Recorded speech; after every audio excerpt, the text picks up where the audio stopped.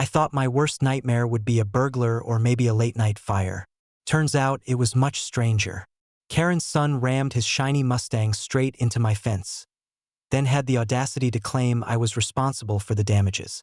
Their excuse? They said my fence was illegally placed and had to be removed.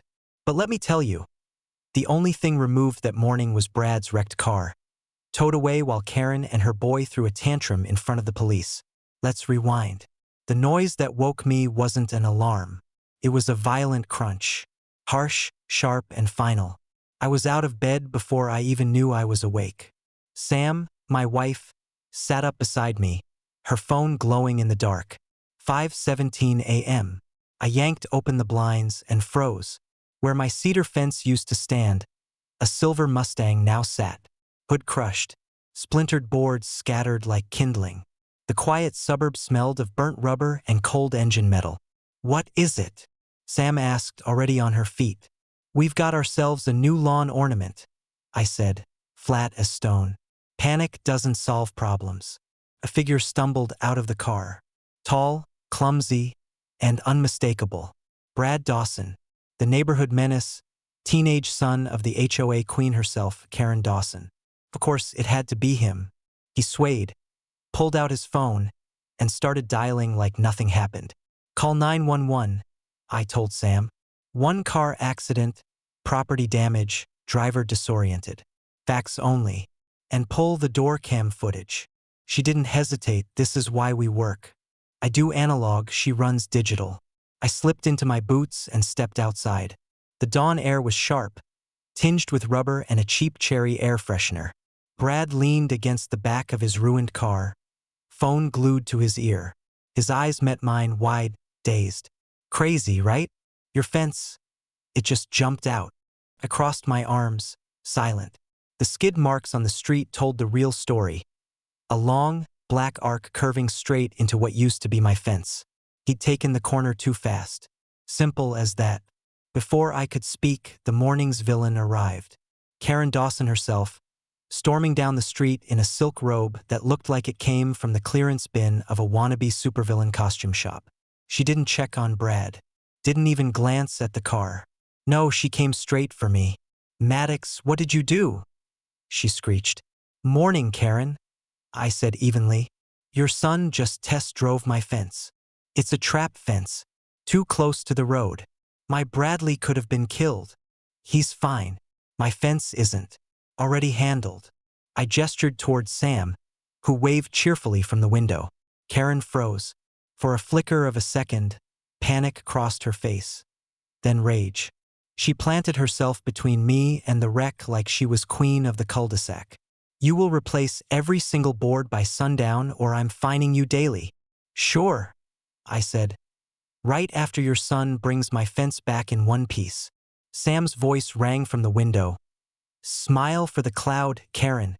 You're on our door cam, driveway cam, and Mike's ring cam. Wave to the neighbors." From across the hedge, Mike actually waved. "Morning." Karen bristled. "You can't film me without consent." "This is a public street," I said. "Your robe?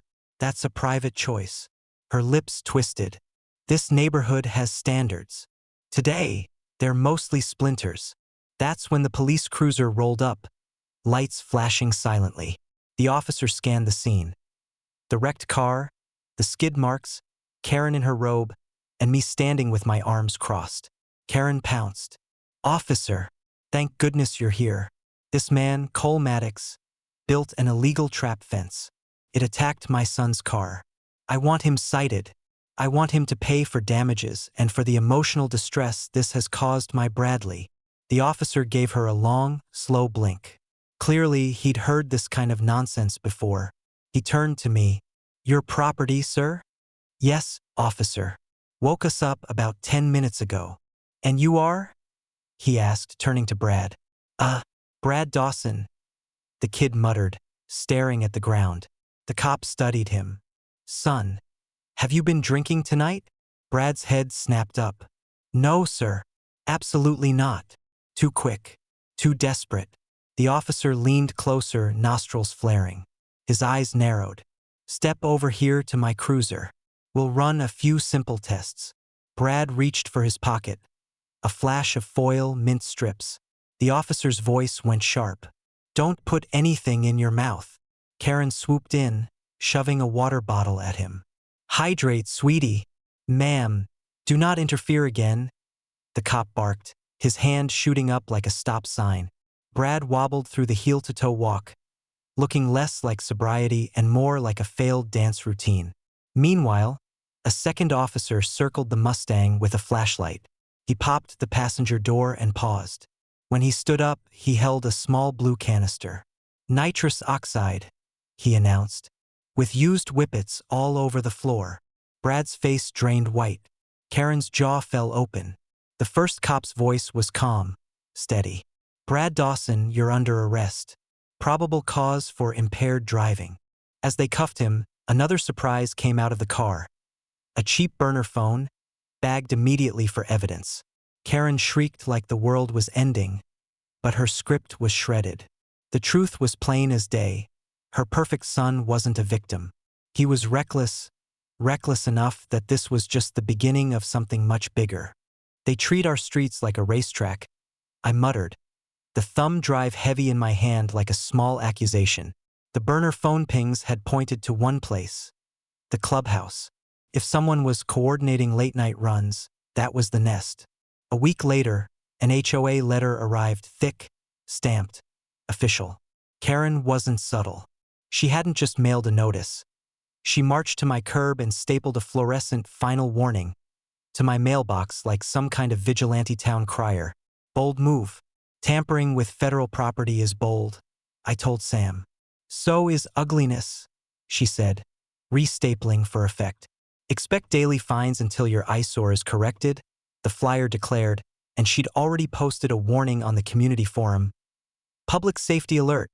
Some homeowners are encouraging chaos with dangerous, non-compliant structures. Please report." Attached, a tastefully cropped photo of my ruined fence, conveniently missing the silver Mustang that caused it. Sam's fingers moved faster than Karen's outrage. She replied with facts, not fury. She uploaded the full crash clip, pinned the police report number, and even threw up a cheeky poll titled, "Did the fence jump?"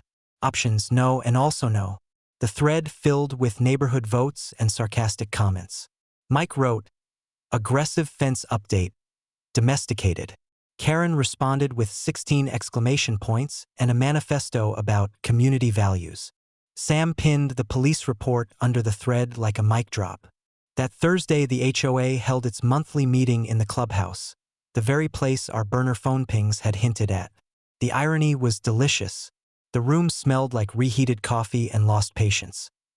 Beige walls, folding chairs, the sort of civic theater people attend because they have nothing better to do. Karen sat at the head table, flanked by two nodding board loyalists. She looked comfortable, polished, powerful, ready to perform. She plodded through the agenda: budget approvals, a debate about mailbox beige, then arrived at new business, eyes scanning until they landed on me. Her public face snapped into place. "We must address serious property neglect," she announced, crisp as a gavel. "Mr. Cole Maddox of 112 Oak Street has allowed his property to become a hazard and an eyesore." A murmur ran through the room. Heads turned. I felt every gaze like a small weight. She read the fines: $1,750 total, and immediate remediation required. "Mr. Maddox, do you have anything to say before the board votes to ratify these fines?" she asked, the trap set. This was her moment to humiliate and isolate me. She expected a blow-up. She wanted spectacle. I stood slowly and opened the manila folder I'd brought. "Thank you," I said. "Yes, I do." I laid a police report on the table. First, this fence wasn't neglected. It was destroyed at 5:17 a.m. when your son, Brad Dawson, plowed his Mustang into it while impaired. Here's the official report. Her carefully practiced smile faltered. I dropped in a copy of my insurance claim and the contract with a fence company scheduled to rebuild. Second, I can't pay a contractor until your insurance processes the claim, I said. That's how this works. I placed correspondence with the adjuster where everyone could see it. I also pulled out the original permit and inspection paperwork, stamped and signed by the city 3 years prior, and, for emphasis, the HOA approval form from 3 years ago with Karen's own signature approving the fence. The stack of documents grew. So did the room's silence.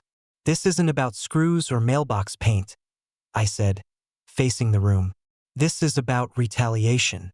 The president of this HOA is weaponizing our rules to punish a neighbor because her son was arrested on my property for reckless conduct. That is an abuse of power. The real hazard isn't my fence. It's a president who thinks covenants apply to everyone except her family." The chair cleared his throat. One of Karen's board allies asked, voice wavering, "Is this true?" Karen's mouth opened and closed like someone who'd swallowed a hot coal. She had assumed her authority was absolute. She hadn't expected receipts. The atmosphere changed. People leaned forward. A retired neighbor told a story about a near miss on Oak Street. A Marine vet nodded about hearing engines that night. Someone in the back muttered about Brad's car sounding like a lawnmower with rabies. And the room erupted into nervous laughter. Karen's supporters retreated into their paper agendas like shields. George, the accountant on the board, spoke up slowly. "Madam President, the documents are substantial." Someone motioned to table the fines. Voices that had been silent found their courage. Seconded. The motion passed by the kind of quiet majority that feels like a small coup. Karen looked around, suddenly exposed, embarrassed, angry, vulnerable. We'd won the meeting, but it wasn't a knockout. It was a reprieve. Karen was wounded and, importantly, motivated. A cornered person can be dangerous. We had flung the spotlight on her, but the bigger question remained. Who else was involved, and what exactly was happening at that clubhouse after dark? Detective Miller later confirmed our hunch. The burner phone's location pings clustered around the clubhouse between midnight and 3 a.m. That was a strong lead, but the police needed more than pings. They needed visuals. We needed proof that the kids were racing, tuning cars, and using community property as a secret garage. "We need a spy in the sky," I told Sam that night. "Something quiet. Something that can see in the dark."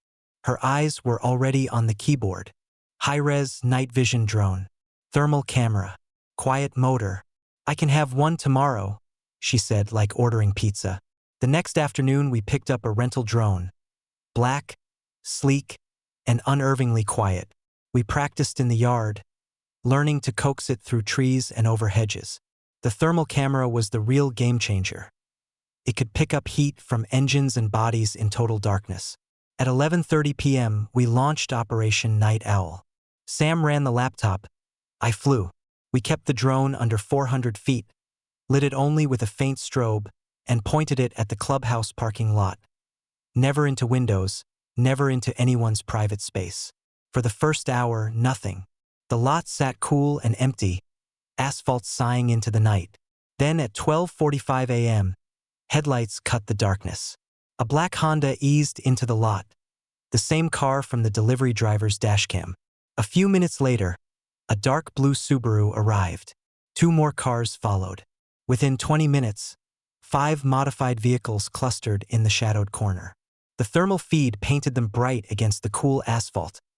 Engines glowing, bodies moving like ghosts. Drivers gathered, leaned into hoods, unpacked toolboxes. One of them jimmied a side door that should have been locked. It swung open. They filed inside. They had a key. Sam's whisper was small and furious. Who would have keys to every door in the community? She didn't need me to answer. The same person who'd defended her son at the curb. The same person who'd been stapling warnings to mailboxes. We watched them work on engines under cover of darkness, laptops and toolboxes spread out like a makeshift garage. Cameras recorded license plates and faces. Thermal footage showed heat signatures and engine revs. And there, dead center of it all, was Brad, grinning and confident in the way kids look invincible at midnight. When the drone's battery began to bleed out, I brought it home. We had what we needed. Clear, time-stamped video of unauthorized activity inside the clubhouse, license plates, and people coming and going. This wasn't a kid's late-night hangout anymore. It was trespass, conspiracy, and a massive liability for the HOA, enabled by the person elected to protect the neighborhood. We could hand everything to the police, and we did. But bureaucracy moves like molasses. Karen could spin a story, blame a rogue employee, or pretend ignorance.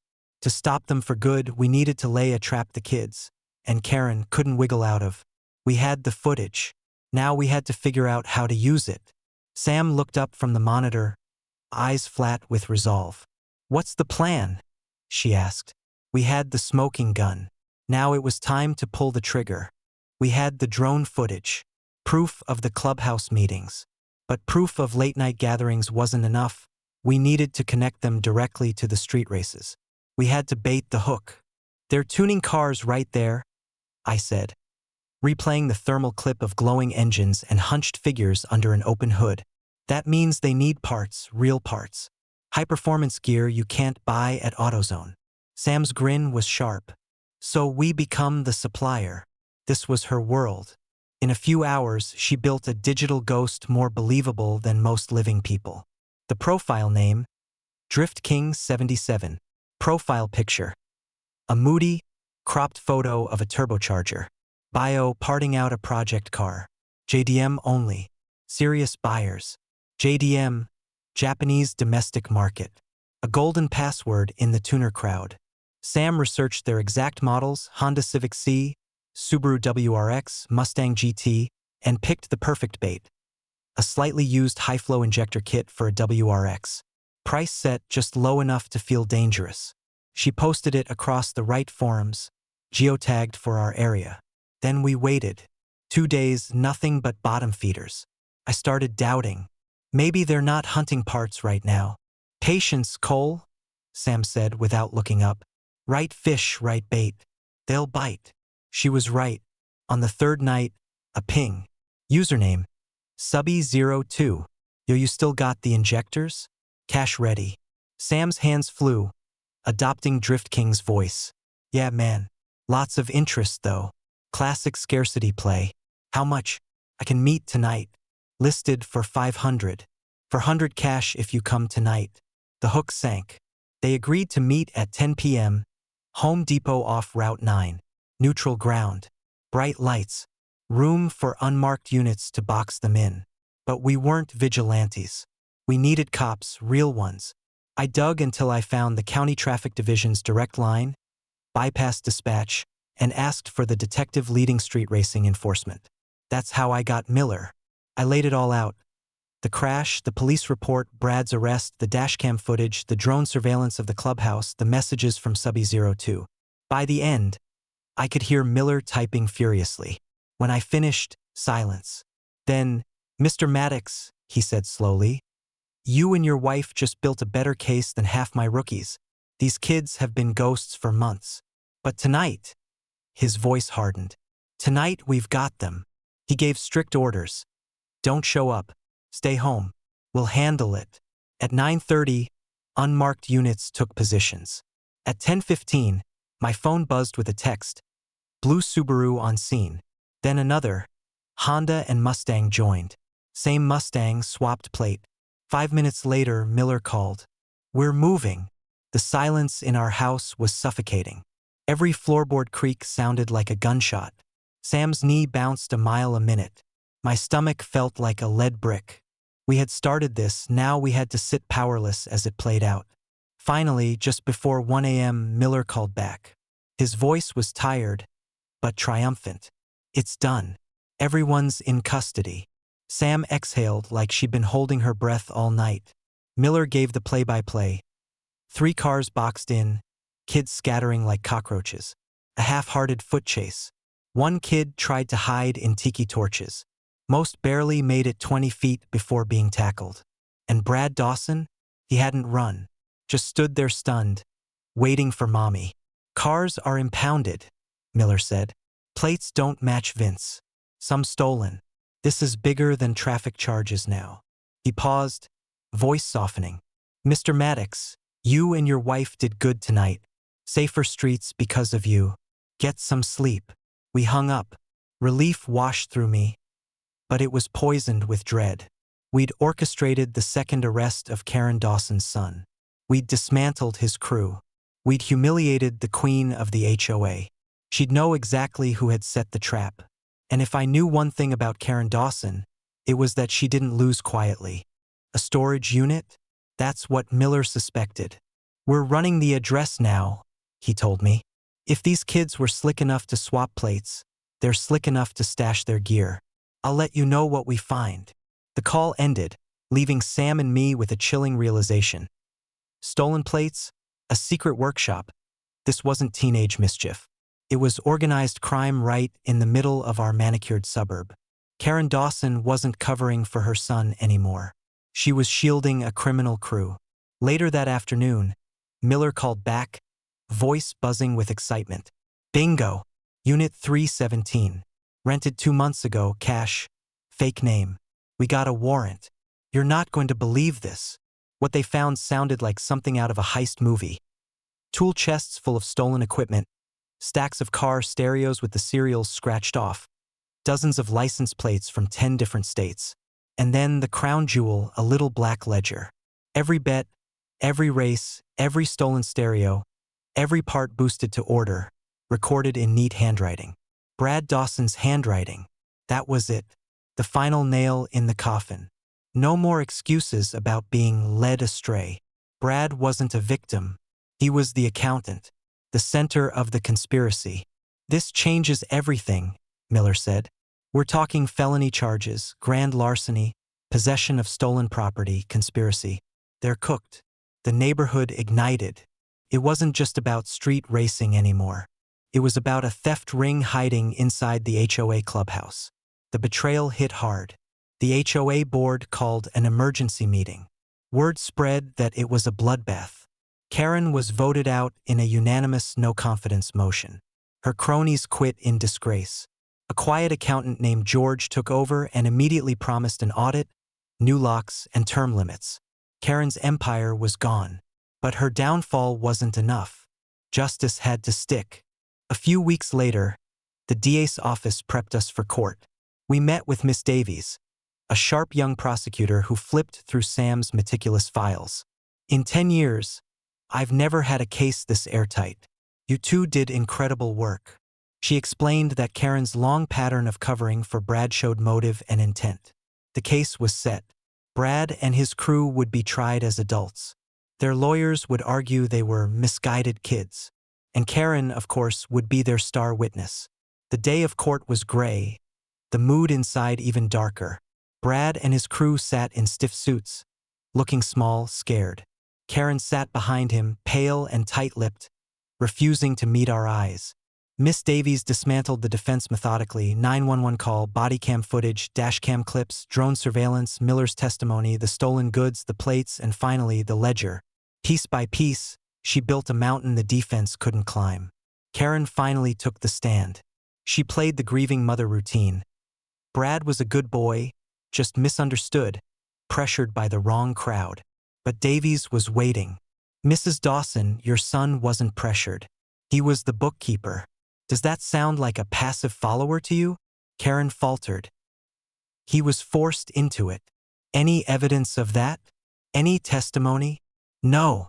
Then Davies produced the HOA security logs, records showing Karen herself had signed out a master key, the same one the boys used to access the clubhouse. She'd never reported it missing. Karen's mask cracked. Her voice broke. I was just trying to protect my son."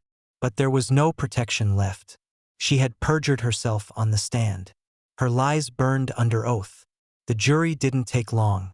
Guilty on all counts. Brad and his friends didn't face long prison terms. Age spared them. But the punishments were heavy. Probation, hundreds of hours of community service, restitution for every stolen item. The Dawsons cut the biggest check, for my fence. Plus a little extra the DA added for aesthetics. And a 5-year no-contact order. A week later, a for sale sign went up in their yard. No one objected. The neighborhood exhaled. George ran the HOA like an adult. Locks were changed, audits launched, term limits imposed. Order replaced ego. As for me, I rebuilt not with cedar but with black steel. Strong, clean. At the corner where the Mustang first crashed through, I set 2 thick bollards in concrete. A quiet message. Not again. Mike stopped by, tapped the fence, and laughed. Cole, that thing ain't jumping out at nobody. That's the idea. One night, Sam and I stood on the porch, watching kids ride bikes, neighbors chatting, a dog walker passing by. Peace had returned. Do you think we went too far? She asked. I thought of the crash, the lies, the theft ring, and the damage they caused. I thought of what could have happened if that car hit a person instead of wood. No, I said. We went as far as we had to. We stood up. We did it clean. And we made this place safe. In my office hangs a framed receipt. Not a diploma, not a photo. The carbon copy from the toe of that first silver Mustang. A reminder why we push back. The fence stands now. The bollards shine in the sun. The Dawsons are gone. And the neighborhood finally whispers less, talks more. Peace is worth fighting for.